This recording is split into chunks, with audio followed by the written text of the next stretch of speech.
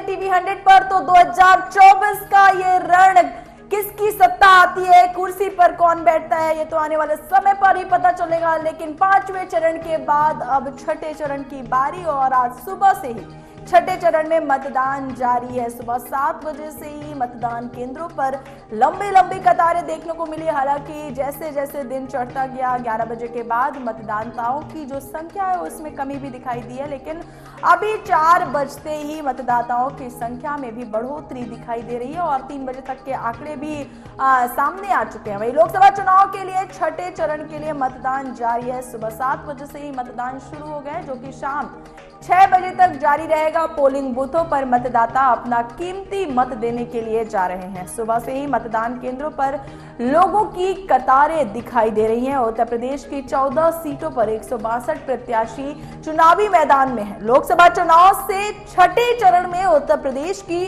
14 सीटें सुल्तानपुर, प्रतापगढ़, फूलपुर, इलाहाबाद, अंबेडकर नगर, श्रावस्ती, डुमरियागंज, बस्ती, संत कबीर नगर, लालगंज, आजमगढ़, जौनपुर, मछली शहर और भदोही पर मतदान जारी है। मगर जो सबसे ज्यादा हॉट सीट मानी जा रही है वो है डुमरियागंज, आजमगढ़ और सुल्तानपुर। इस बार डुमरियागंज में जहां भाजपा की तरफ से पूर्व मुख्यमंत्री जगदंबिका पाल मैदान में है, तो वहीं सपा की तरफ से भीष्म शंकर उर्फ कुशल तिवारी हैं। आजमगढ़ की बात करें तो यहाँ भाजपा की तरफ से दिनेश लाल यादव निरहुआ चुनावी मैदान में है, और सपा की तरफ से अगर बात की जाए तो अखिलेश यादव के चचेरे भाई धर्मेंद्र यादव चुनावी मैदान में है। तो वहीं अगर बात करें सुल्तानपुर सीट की, तो सुल्तानपुर सीट से भाजपा की तरफ से मेनका गांधी चुनावी मैदान में है, जिनकी सीधी टक्कर बसपा के उदराज वर्मा से है। डुमरियागंज लोकसभा सीट एक दिन के मुख्यमंत्री कहे जाने वाले जगदंबिका पाल यहां से 5वीं बार मैदान में है। 2009 में कांग्रेस इसके बाद लगातार 2 बार भाजपा के टिकट पर सांसद बनकर हैट्रिक लगा चुके जगदंबिका पाल का मुकाबला पूर्व मंत्री हरिशंकर तिवारी के बेटे और संत कबीर नगर से अगर बात की जाए तो संत कबीर नगर से 2 बार सांसद रहे भीष्म शंकर उर्फ कुशल तिवारी से है। कुशल तिवारी इंडिया गठबंधन की ओर से सपा के प्रत्याशी हैं। वहीं डुमरियागंज लोकसभा सीट पर बसपा ने नदीम मिर्जा को प्रत्याशी बनाकर मुस्लिम मतों के ध्रुवीकरण को रोकने का प्रयास किया है। लोकसभा चुनाव 2019 में डुमरियागंज लोकसभा सीट से भाजपा के जगदंबिका पाल ने 4,90,253 वोट पाकर जीत हासिल की थी। 2019 में यहां से बहुजन समाजवादी पार्टी के आफ्ताब आलम 3,86,932 वोट पाकर दूसरे स्थान पर रहे थे, जबकि कांग्रेस के चंद्रेश 60,549 वोट पाकर तीसरे स्थान पर थे। वहीं अगर भदोही लोकसभा सीट की बात की जाए तो भदोही लोकसभा सीट पर भाजपा ने इस बार डॉक्टर विनोद बिंद को मैदान में उतारा है। भाजपा के उम्मीदवार डॉक्टर विनोद बिंद के खिलाफ सपा ने यह सीट टीएमसी को दी है और उसने पूर्व मुख्यमंत्री कमलापति त्रिपाठी के परपौत्र ललितेशपति त्रिपाठी को उतारा है। एक बार विधायक रहे ललितेशपति पहली बार लोकसभा चुनाव लड़ रहे हैं। वहीं बहुजन समाजवादी पार्टी ने सुनियावा क्षेत्र से 4 बार जिला पंचायत सदस्य रहे हरिशंकर चौहान पर भरोसा जताया है। उत्तर प्रदेश का भदोही लोकसभा निर्वाचन क्षेत्र भारत की चुनावी राजनीति में अपने महत्वपूर्ण स्थान रखता है। 2019 के आम चुनावों में यहां बहुत मजेदार चुनावी मुकाबला देखने को मिला था। भाजपा के प्रत्याशी रमेश बिंद ने पिछले चुनाव में 43,615 मतों के अंतर से जीत दर्ज की थी। रमेश बिंद को 5,10,029 वोट मिले थे। रमेश बिंद ने बीएसपी के उम्मीदवार रंगनाथ मिश्रा को हराया था, जिन्हें 4,66,414 लालगंज सीट पर इस बार बहुत रोचक मुकाबला होने वाला है। लालगंज सीट पर भाजपा ने 2014 में सांसद रही नीलम सोनकर पर चौथी बार भरोसा जताया है। वहीं दूसरी और सपा को 2 बार सांसद रह चुके दरोगा प्रसाद सरोज के भरोसा जताया गया है और पार करने की जुगत में वो लगे हुए हैं। दोनों पार्टियों के बीच, पूर्व सांसदों के बीच जो है इस बार कड़ी लड़ाई होने वाली है, रोचक लड़ाई होने वाली है। उनके करार गए कार्य को भी मतदान नाप तोल रहे हैं। यहां से बसपा ने BHU में अंग्रेजी की असिस्टेंट प्रोफेसर इंदु चौधरी को मतदान में उतारा है। लड़ाई त्रिकोणीय बनने की कोशिश यहां पर हो रही है। हालांकि चुनाव से ठीक पहले बसपा की वर्तमान सांसद संगीता आजाद भाजपा में शामिल हो गई और अब यहां कमल खिलाने के लिए कड़ी मेहनत कर रही है। 2019 में लालगंज सीट पर BSP ने जीत दर्ज की थी। संगीता आजाद ने नीलम सोनकर को 1,61,597 वोटों से हराया था। श्रीवास्तव की अगर हम बात करें लोकसभा सीट की, तो श्रावस्ती लोकसभा सीट पर भाजपा और सपा में सीधी टक्कर है। भाजपा से राम मंदिर निर्माण समिति के अध्यक्ष और प्रधानमंत्री नरेंद्र मोदी के प्रधान सचिव रहे नृपेंद्र सिंह मिश्रा ने उनके जो पुत्र है MLS साकेत मिश्र, वो उम्मीदवार हैं यहाँ सीट से। इंडिया गठबंधन से यह सीट सपा के हिस्से में गई है। 2019 के लोकसभा चुनाव में श्रावस्ती संसदीय सीट पर बहुजन समाजवादी पार्टी के राम शिरोमणि वर्मा और बीजेपी के दद्दन मिश्रा के बीच मुकाबला हुआ था। चुनाव में राम शिरोमणि ने 4,41,771 वोट हासिल कर, जबकि दद्दन मिश्रा के खाते में 4,36,451 वोट आए थे। सपा और बसपा के बीच चुनावी गठबंधन था, जबकि कांग्रेस के धीरेन्द्र प्रताप सिंह तीसरे स्थान पर रहे और उन्हें 58,042 वोट ही मिले थे। अंबेडकर नगर लोकसभा सीट की अगर बात करें तो अंबेडकर नगर लोकसभा सीट पर भी सपा और भाजपा के बीच सीधी टक्कर के आसार दिख रहे हैं। लोकसभा चुनाव के पहले बसपा छोड़कर आए सांसद रितेश पांडे को भाजपा ने यहां प्रत्याशी बनाया है। वह इंडिया गठबंधन की बात करें तो सपा से लालजी वर्मा प्रत्याशी है। बसपा ने यहां पूर्व में घोषित प्रत्याशी मोहम्मद कलाम शाह को बदलकर उनके स्थान पर जलालपुर नगरपालिका के पूर्व अध्यक्ष कमर हयात को प्रत्याशी बनाया है। सपा और भाजपा प्रत्याशी पूर्व में बसपा में रह चुके हैं। ऐसे में दोनों प्रत्याशी की नजर बसपा के कैडर वोटों को खींचने पर लगी हुई है। 2019 के आम चुनाव में यहां बहुत मजेदार चुनावी मुकाबला देखने को मिला था। BSP के प्रत्याशी रितेश पांडे ने पिछले चुनाव में 95,880 मतों से अंतर के बीच जो है यहां जीत दर्ज की थी। उन्हें 5,64,118 वोट मिले थे। रितेश पांडे ने भाजपा के उम्मीदवार मुकुट बिहारी को हराया था, जिन्हें 4,68,238 वोट मिले थे। आजमगढ़ लोकसभा सीट की बात करें तो आजमगढ़ लोकसभा सीट भाजपा और सपा के लिए नाक की लड़ाई बन गई है। विधानसभा चुनाव जीतने के बाद अखिलेश यादव ने 2022 में यहां से इस्तीफा दे दिया था, जिसके बाद उपचुनाव में भोजपुरी फिल्म स्टार दिनेश लाल यादव यानी निरहुआ ने अखिलेश के चचेरे भाई धर्मेंद्र यादव को हराकर सपा का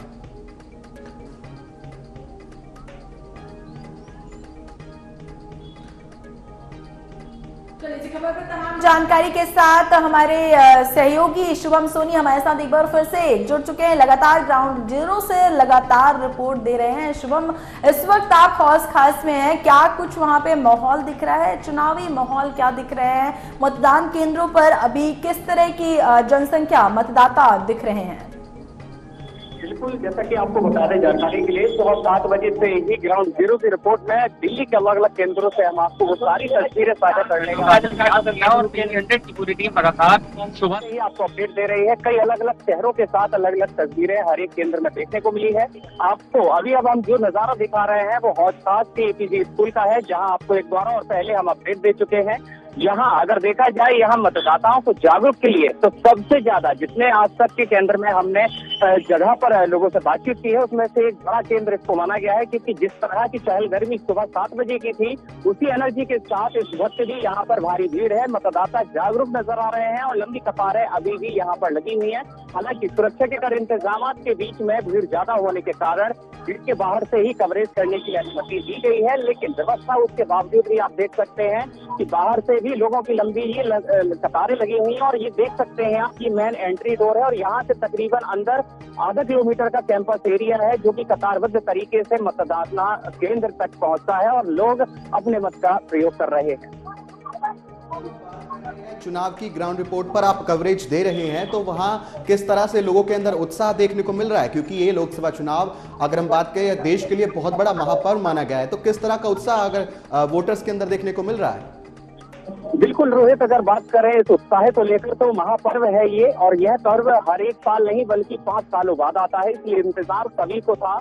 और बेसिकली अगर देखा जाए दिल्ली के लिए 7 लोकसभा सीटों के लिए इंतजार आज खत्म हुआ है। छठे चरण के चुनाव के पहले भी अगर देखा जाए तो खासा उत्साह यहाँ पर दिल्ली वासियों ने अन्य और क्षेत्र की जो सीट्स रही हैं वहां देखा है। अन्य और जगहों पर जो अभी तक के मतदान हुए उन पर भी उनकी नजर रही है, लेकिन आज उनका जो दायरा है वो काफी खुश और खुशनुमा चेहरा बयां कर रहा है, क्योंकि आज छठ में चरण में दिल्ली में ये मतदान हो रहे हैं और इन मतदान में जो सक्रियता देखने को मिल रही है लोगों की, एक बार फिर हिस्सेदारी के साथ में आने वाले 5 वर्षों की तैयारियों के में अपना मताधिकार का प्रयोग करते हुए लोग जमीनी स्तर पर जुड़ रहे हैं और एक अच्छे रास्ते के सुनहरे सपने को साकार करने के लिए सरकार कमान किसके हाथ में दी जाए उसके लिए एक बड़ी चुनौती दे रहे हैं।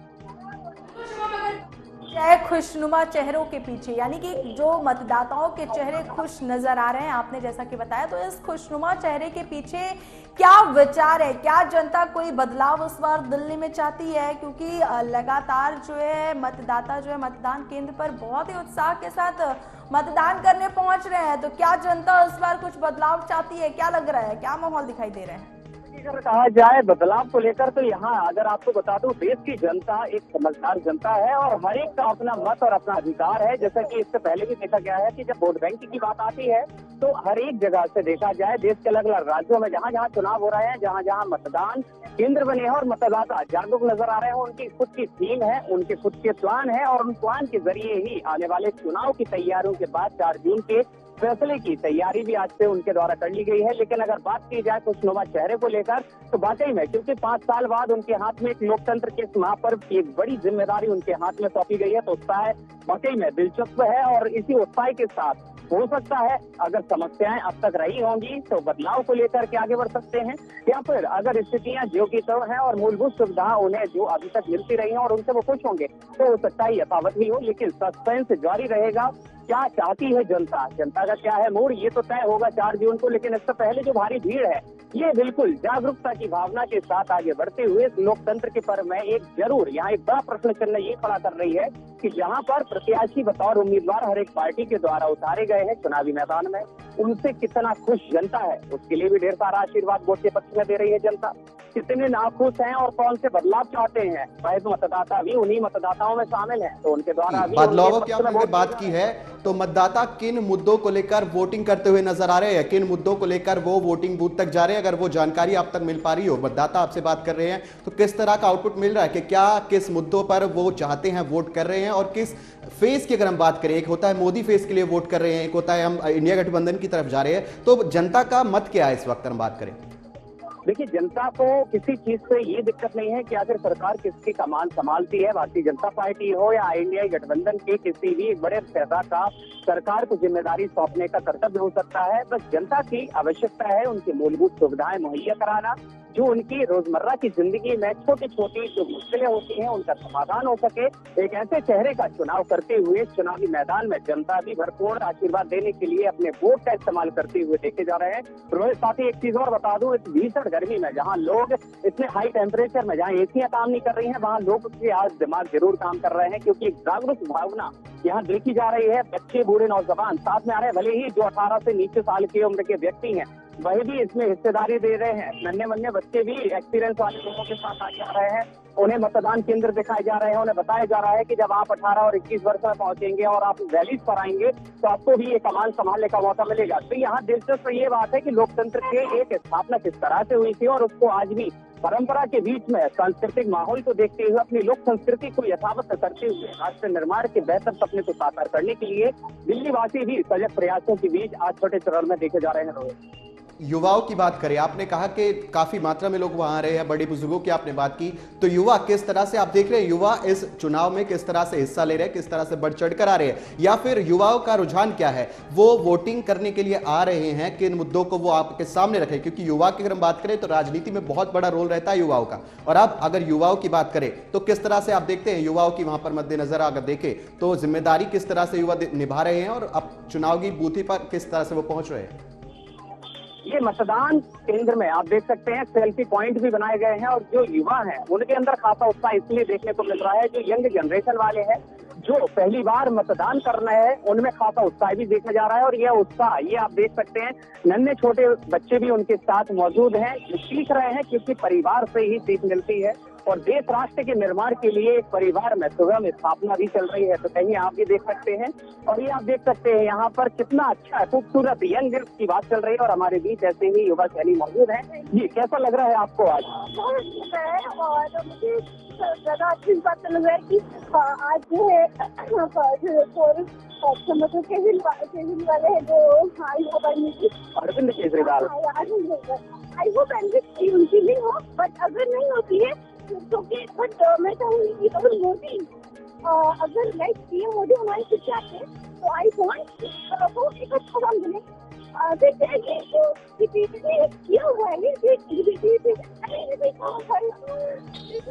यानी आप चाहते हैं कि जो आज इलेक्शन का मुड़ रहा है और आपके हाथ में जिम्मेदारी है, उसके एक अच्छे राष्ट्र निर्माण के लिए आपके द्वारा अभी पूरी जिम्मेदारी दी गई है, उत्साह कितना लग रहा है? बहुत ज्यादा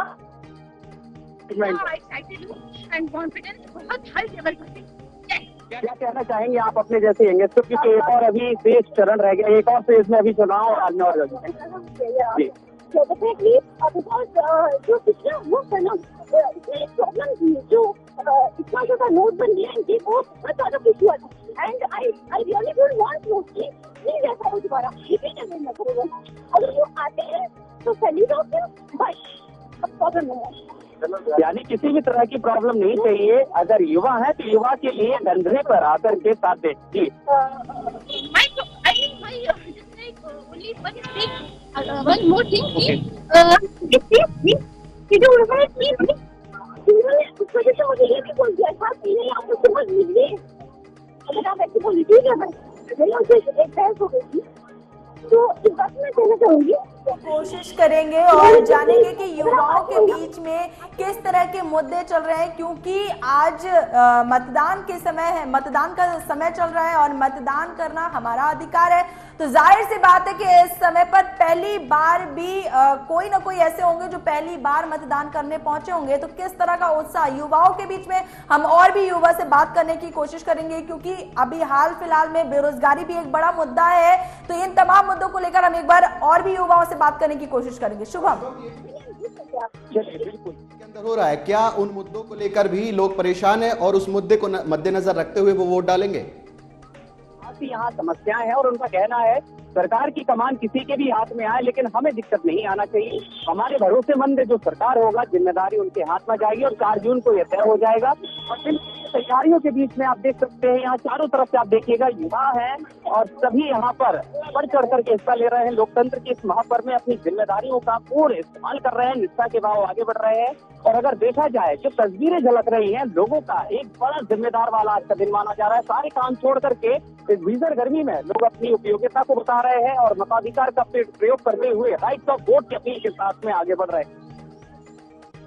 बिल्कुल शुभम, जिस तरह से आपने बताया कि युवाओं पर भी खासा उत्साह देखने को मिल रहा है, लगातार जो है मतदान केंद्रों पर इस भीषण गर्मी में भी मतदान केंद्र पहुंच रहे हैं मतदाता। लेकिन अगर बात की जाए इस वक्त सीएम केजरीवाल की, तो दिल्ली में दिल्ली की जनता जो है सीएम केजरीवाल पर बहुत ही भरोसा करती है। और लेकिन जिस तरह से सीएम केजरीवाल पर अभी मुसीबतें खड़ी हैं और जो आरोप लगाए गए हैं, इन तमाम मुद्दों को लेकर दिल्ली की जनता क्या चाहती है, क्या कहती है, इस पर क्या कुछ कहना होगा वहां पर मतदाताओं से अगर बात करेंगे तो किया जाए तो आप पार्टी में आप देख सकते हैं कि जो आप प्रमुख अरविंद केजरीवाल हैं उनकी चिंता की लकीरें खत्म होने का नाम नहीं ले रही। एक तरफ चुनावी विपुल बजरी के बाद से ही ईडी पर था उनके ऊपर हमला और इस तरह से याचिकाओं के बाद सीधा उनका जेल जाना एक बड़ी चिंता। और उसके बावजूद आप देख सकते हैं कि अरविंद केजरीवाल जैसे ही बाहर निकले उसके बाद उनका जो चुनावी दौरा रहा है, जो लोगों के प्रति उनका स्नेह रहा है और लोगों के बीच रैलियों के माध्यम से अपनी बात पहुंचाने का काम किया है। निश्चित तौर पर दिल्ली की जनता भी काफी प्रयास कर रही है अपने मन को बदलने के लिए, लेकिन कई ऐसी चीजें भी सामने आ रही है यहाँ पर लोग स्टेबल भी लग रहे हैं। यानी यहाँ कहा जा सके तो मिला जुला इफेक्ट दोनों नजर आ सकते हैं। हो सकता है कि ईडी की एक बड़ी जांच इस समय हुई है, चुनावी माहौल में एक बड़ी कार्रवाई हुई है, तो हो सकता है यहाँ सस्पेंस देखते हुए सिंपैथी वोट भी मिल सकते हैं अरविंद केजरीवाल को। तो वहीं दूसरी ओर ये भी हो सकता है कि भारतीय जनता पार्टी बीते 10 वर्षों से केंद्र में सरकार है और साथ ही साथ एक बार फिर बड़े लक्ष्य को लेकर के विकसित राष्ट्र के सपने को साकार करने के लिए 2047 तक का एक बड़ा सपना लेकर चल रहे हैं। तो सपने को साझा करते हुए हो सकता है कि दिल्ली वासी भी उनका सहयोग दे सके, लेकिन अड़चने दोनों में आएंगे। यहाँ अगर आपको हम जानकारी देने चाहे भारतीय जनता पार्टी हो या फिर आप पार्टी के प्रमुख अरविंद केजरीवाल जो कि मुख्यमंत्री है, हालांकि उन्होंने दिल्ली वासियों के लिए पानी की सुविधा उपलब्ध कराई है, महिलाओं के लिए बसों की निःशुल्क सुविधा उपलब्ध कराई है, लेकिन ऐसी योजनाएं हर सरकार करती है, तो लोगों की इच्छा और अपेक्षाएं तो है ही है। कर रहे हैं। तो यहाँ पर अगर हम बात करें तो ऐसे ऐसे चेहरों को उतारा गया है जो कि पिछले चुनाव के अगर हम बात करें तो उनको कहीं देखा भी नहीं गया था, बड़े दावेदारी उनको दी गई है और कहीं ना कहीं हम देखें तो सिर्फ सांसद मनोज तिवारी को ही रखा गया, बाकियों की जो टिकट है वो काटकर दूसरे उम्मीदवारों को यहाँ पर उतारा गया है। तो किस तरह से आप देखते हैं कि एक तरफ बीजेपी जो कि पिछली बार भी 7 की 7 सीटें जीते थी और इस बार भी फिर वो इलेक्शन में लड़ रही है, तो क्या देखते हैं कि एंटी इनकम्बेंसी फैक्टर यहाँ पर होगा और अगर होता है तो क्या उम्मीदवार बदलना यहाँ पर बीजेपी के लिए एक अच्छा स्टेप होगा या फिर कहीं ना कहीं उसका हर्जाना जो है बीजेपी पार्टी को भरना पड़ेगा?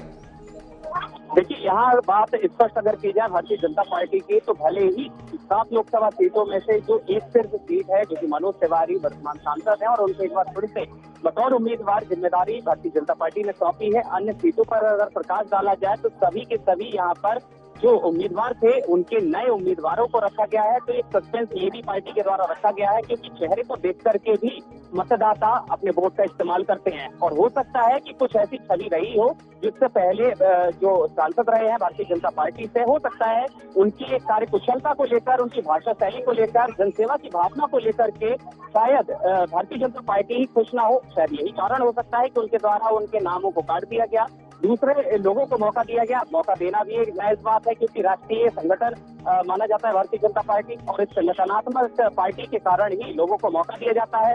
तो कई तरह के प्रश्न चिन्ह यहाँ पर रोहित लग सकते हैं, लेकिन लोगों की जो बड़ी उम्मीद है वो इस बार खास ही देखने को यही मिल रही है क्योंकि जिस तरह से फेरबदल उम्मीदवारों पर भारतीय जनता पार्टी ने किया है, जिस तरह से ईडी की बड़ी जांच चुनावी मैदान के समय आप पार्टी पर बैठी और उसके बाद निराकरण भी अब तक सस्पेंस में है, लेकिन अभी चुनावी मैदान में हालांकि अरविंद केजरीवाल है तो यहाँ पर भी सिंपैथी वोट हो सकते हैं।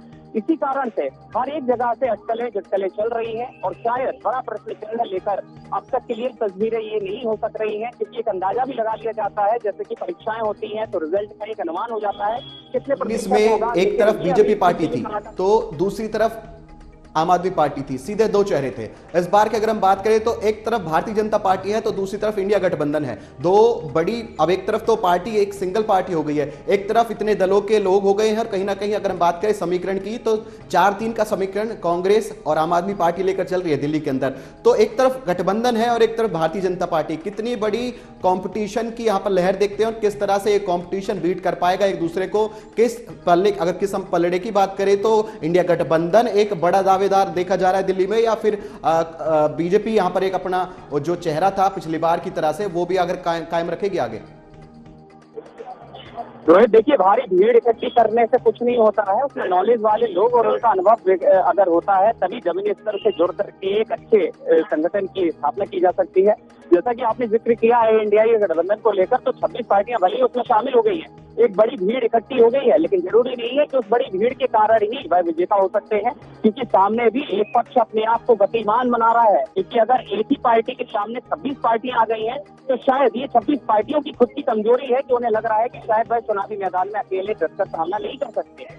वहीं दूसरी ओर अगर बात कर ली जाए एनडीए गठबंधन को लेकर तो उनके द्वारा अभी तमाम प्रयास किए जा रहे हैं, हर एक तरह से अपने आप में कॉन्फिडेंस तो नहीं रहे हैं। जैसे 400 पार का नारा भी भारतीय जनता पार्टी दे रही है, अब की बार 400 पार विकास की धारा को लेकर के, मुद्दों को लेकर के सर नहीं छोड़े जा रहे हैं पूरे दमखम के साथ। भारतीय जनता पार्टी भले ही अकेले हो लेकिन पूरे दमखम के साथ मैदान पर उतरी है, पूरे दमखम के साथ जो है चुनावी मैदान में है। ये नहीं कहा जा सकता कि कौन हार कौन जीत सकता है, लेकिन जो टक्कर है शुभम वो बेहद कांटे की दिखाई दे रही है क्योंकि एक तरफ 26 दल एक साथ और एक तरफ भारतीय जनता पार्टी, तो जो टक्कर है दिलचस्प मुकाबला, टक्कर जो है बेहद कांटे की मानी जा रही है। शुभम, बिल्कुल, ज्यादातर अगर देखा जाए तो इसीलिए 2024 का चुनाव अहम माना जा रहा है। वैसे तो सभी चुनाव अहम होते हैं लेकिन 2024 का जो चुनाव बोला जा रहा है कि अहम है, इसी कारण से है क्योंकि सबसे पहले एनडीए का गठबंधन होना और उसके बाद आईएनडीआई के द्वारा इस तरह के एक बड़े गठबंधन के साथ शुरुआत करना जिसमें से आप पार्टी और कांग्रेस की तमाम सीट पर यहाँ जिम्मेदारियों का निर्वहन कर रहे हैं और जनता इसी सस्पेंस को अभी भी बरकरार रखी हुई है क्योंकि लोगों की अलग अलग यहाँ पर बातें भी निकलकर सामने आ रही है।